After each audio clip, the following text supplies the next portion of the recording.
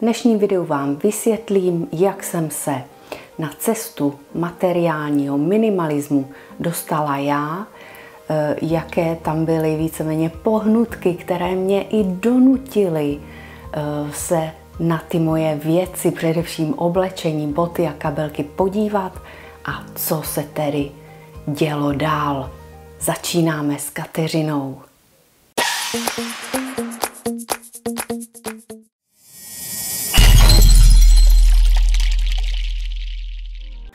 Rovnou vám vysvětlím, jak to u mě celé začalo. Tady v Itálii žijeme ve starém domě, který mám velice ráda, považuji ho opravdu za svůj domov. Avšak v tomto domě se líbí i plísni.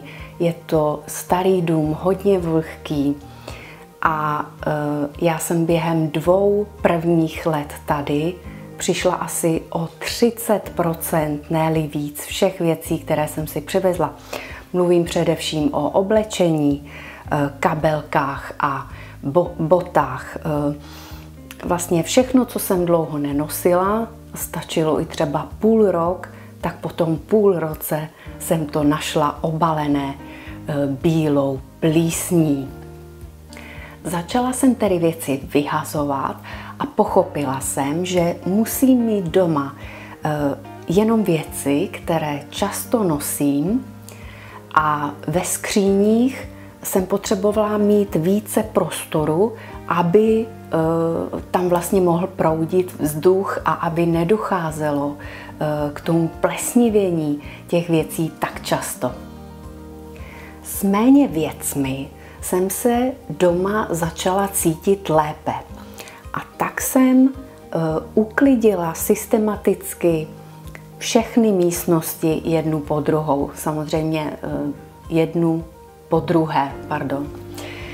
Samozřejmě ne najednou, třeba 1 měsíc jsem se soustředila na kuchyň, protože když to opravdu chcete udělat dobře, tak tam je potřeba to přemýšlení, určité odpoutávání se od těch věcí, protože samozřejmě my máme tendenci se s věcmi identifikovat, jsou to naše, to moje. Takže je tam opravdu veliký i takový psychologický jaksi růst, protože ono opravdu jako vyhodit něco, to je jako dát kus ze sebe. Teď samozřejmě já už vím, že je to jenom ego, které z nás mluví, to nejsme opravdu my. Ale to je ego, to je zase jiné téma, ale má to s tím hodně co společného. Takže jsem takhle systematicky vlastně prošla všechny ty místnosti, vyházela jsem věci, které jsem dlouho nepoužívala a viděla jsem, jak je mi doma opravdu lépe. Když vy víte, že toho doma nemáte moc, tak i ta hlava je taková najednou čistší. Jednoduše jsem se rozhodla, že místo shoppingu a hromadění vlastně věcí se dám na cestu minimalismu. Takovým zajímavým fenoménem mezi námi ženami, a nejenom ženami, jsou impulzivní nákupy, kdy si děláme něco pro radost, kdy si koupíme něco pro radost. Tahle ta peněženka je hezká a tohle to nové tričko a že by kabelka, přitom už jich doma mám 10, ale tak 11, že jo, by se taky hodila. Já už se tomu dneska směju. Myslím si, že z tohohle jsem vyléčená. Já jsem poslední impulzivní takový shopping online udělala asi před 2 lety, kdy jsem cítila vnitřní frustraci a nenaplnění a naivně jsem se domnívala, že vlastně ta materiální věc mi jaksi zaplní to prázdné místo uvnitř, tak jsem si koupila 1 kabelku. Přišla mi domů, ta radost trvala jenom krátce, tak jsem si objednala další kabelku. Takhle jsem si objednala 3 kabelky, nekecám, nikdy jsem si je nevzala ven, nikdy. A po téhleté zkušenosti jsem pochopila, co to vlastně s náma lidma ty věci dělají. A hlavně, že my neřešíme tu podstatu.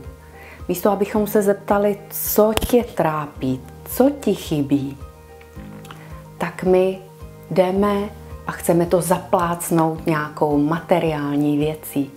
A ruku na srdce, všichni potom zjistíme, že to nefunguje, jenomže pokud si to nezvědomíme, tak v tom můžeme v takovémhle procesu fungovat celý život.